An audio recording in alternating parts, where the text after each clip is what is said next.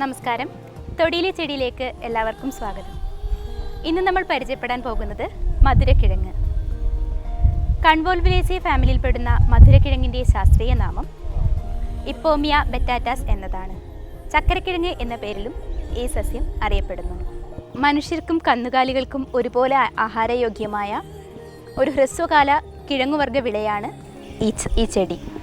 സമുദ്രനിരപ്പിൽ നിന്നും ഏകദേശം 1800 മീറ്റർ വരെ ഉയരമുള്ള പ്രദേശങ്ങളിലാണ് ഇത് സാധാരണയായി കൃഷി ചെയ്തു വരാറുള്ളത്.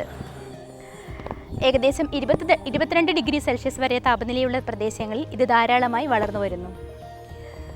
അമേരിക്കയാണ് ഇതിൻ്റെ ഉദ്ഭവസ്ഥാനമായി കണക്കാക്കുന്നതെങ്കിലും ഇന്ത്യക്കാരാണ് ഇത് കൂടുതലായി ഉപയോഗിക്കുന്നത്. പാശ്ചാത്യർ സൂപ്പർ ഫുഡ് എന്ന പേരിലാണ് ഇതിനെ വിശേഷിപ്പിക്കുന്നത്. സാധാരണയായി എല്ലാ മണ്ണിലും വളർന്നു കാണാറുണ്ടെങ്കിലും ധാരാളം ഫലപുഷ്ടിയുള്ളതും നീർവാഴ്ചയുമുള്ള മണ്ണിലാണ് ഇത് കൂടുതലായും കാണപ്പെടാറുള്ളത്. ജൂൺ, ജൂലൈ, സെപ്റ്റംബർ, ഒക്ടോബർ മാസങ്ങളിലാണ് കേരളത്തിൽ ഇവ കൂടുതലായും കൃഷി ചെയ്യുന്നത്.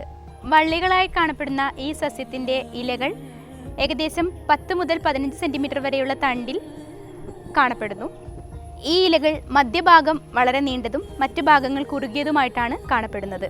ഇളം പച്ചനിറത്തിൽ കാണപ്പെടുന്ന ഈ ചെടിയുടെ തണ്ട് ഇലഞ്ഞെട്ടിൻ്റെ ഭാഗത്തായി ഇളം വയലറ്റ് നിറത്തിലാണ് കാണപ്പെടുന്നത്. കിഴങ്ങും വള്ളിയുമാണ് നടീൽ വസ്തുവായി ഉപയോഗിക്കുന്നത്. ഈ കിഴങ്ങുവിടയിൽ നിന്നും വ്യാവസായിക അടിസ്ഥാനത്തിൽ അന്നജം നിർമ്മിക്കുന്നു. ചിന്നവള്ളി, ചക്കരവള്ളി, ആനക്കൊമ്പൻ എന്നിവ ഇതിൻ്റെ നാടൻ ഇനങ്ങളും ശ്രീഭദ്ര, ശ്രീനന്ദിനി, ശ്രീവർദ്ധിനി എന്നിവ പുതിയ അത്യുത്പാദന ശേഷിയുള്ള ഇനങ്ങളുമാണ്. ഇതിൻ്റെ കിഴങ്ങ് ഇളം ചുവപ്പ് നിറത്തിലും വെളുത്ത നിറത്തിലുമാണ് കാണപ്പെടുന്നത്. മധുരക്കിഴങ്ങ് എന്ന പേരാണെങ്കിൽ കൂടെ ഇത് പ്രമേഹ നിയന്ത്രണത്തിനുള്ള അത്യൗഷധമായിട്ട് ഉപയോഗിച്ചു വരുന്നു. ഓർമ്മശക്തിക്കും ഹൃദയാരോഗ്യത്തിനും ഏറ്റവും നല്ല ഒരു ഔഷധമാണ് ഈ ചെടി. നാരുകളുടെ കലവറ കൂടിയായതുകൊണ്ടാണ് ഈ കിഴങ്ങിന് രക്തത്തിലെ പഞ്ചസാരയെ നിയന്ത്രിച്ചു നിർത്താനുള്ള കഴിവുള്ളത്. ഇത് രക്തസമ്മർദ്ദം നിയന്ത്രിക്കാനും നല്ല ഒരു ഔഷധമാണ്. അതുപോലെ തന്നെ മലബന്ധം അകറ്റാനും സഹായിക്കുന്നു. കണ്ണുകൾക്കും ഏറ്റവും ഹിതകരമാണ്. ഇതിൻ്റെ കൂടുതൽ ഔഷധ മൂല്യങ്ങളെക്കുറിച്ച് നമ്മളോട് ഡോക്ടർ CM ശ്രീകൃഷ്ണൻ സംസാരിക്കും.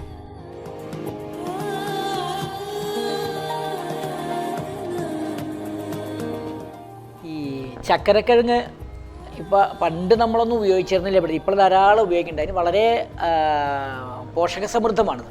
അതിൽ ഏറ്റവും ഒരു പ്രധാനപ്പെട്ട ഈ ഫൈബർ കണ്ടൻറ്റ് ധാരാളമുണ്ട്, നാരുകൾ ധാരാളമുണ്ട്. അതുകൊണ്ട് തന്നെ ഇത് ഈ മലബന്ധമുള്ള ആൾക്കാർക്ക് ദിവസേന രാത്രി ഇത് കഴിച്ചു കഴിഞ്ഞാൽ നല്ലതാണ്. അതുപോലെ ഈ മൂലക്കുരുള്ള ആൾക്കാർക്ക് ദിവസേന ഇത് കഴിച്ചു കഴിഞ്ഞാൽ, പക്ഷെ അത് ഇതിന് കൂടെ തന്നെ ആ മൂലക്കുരുള്ള ആൾക്കാർ ഈ കിഴങ്ങ് കഴിക്കുന്നതിനൊപ്പം തന്നെ ദീപനമായിട്ട് എന്തെങ്കിലും കൂടി അതിൽ കടുക്കട ലേശം അല്ലെങ്കിൽ ഒരു ഇഞ്ചിയോ ചേർത്തിട്ട് വേണം കഴിക്കാൻ. കാരണം നാരുകളുടെ ഒപ്പം ഈ സ്റ്റാർച്ച് കൂടുതലുള്ള കാരണം മലം ഒന്നും കൂടി ഇളകിപ്പോണം. അങ്ങനെ ഒരു പ്രയോഗമുണ്ട്. പിന്നെ ഇതിൻ്റെ പ്രയോഗം ആയുർവേദത്തിൽ റയറായിട്ട് ഉപയോഗിക്കുന്ന അറിയാം. ഈ കുട്ടികൾക്ക് ഈ മസിൽ വണ്ണം വയ്ക്കാൻ, ഈ മസിൽ ശോഷിക്കുക എന്ന് പറയും. ശരീരം ശോഷിക്കുന്ന ആൾക്കാർക്ക് ഈ മധുരക്കിഴങ്ങ് അല്ലെങ്കിൽ ഈ ചക്കരക്കിഴങ്ങ് വേവിച്ചിട്ട് അത് ഈ എണ്ണയിൽ മിക്സ് ചെയ്തിട്ട് നമ്മൾ ഈ നവരച്ചോറ് തേക്കും പോലെ മേലെ മുഴുവൻ തേച്ച് പിടിപ്പിച്ചൊരു അരമണിക്കൂർ കഴിഞ്ഞ് കുളിക്കുക. അങ്ങനെ കുട്ടികളെ ഇത് തേച്ച് കുളിപ്പിച്ച് കഴിഞ്ഞാൽ ഈ മസിൽ തടിക്കും. അതുപോലെ തന്നെ ഇതിൻ്റെ വേറൊരു ഉപയോഗം ഈ ബ്രസ്റ്റ് വലുതാവാനും ഇതുപോലെ ഈ ചക്കരക്കിഴങ്ങ് വേവിച്ചിട്ട് അതൊരു ഇതായിട്ട് ഈ ബ്രസ്റ്റിൽ വെച്ച് ഇങ്ങനെ മാസേജ് ചെയ്ത് കഴിഞ്ഞാൽ ബ്രസ്റ്റ് വലുതാവും.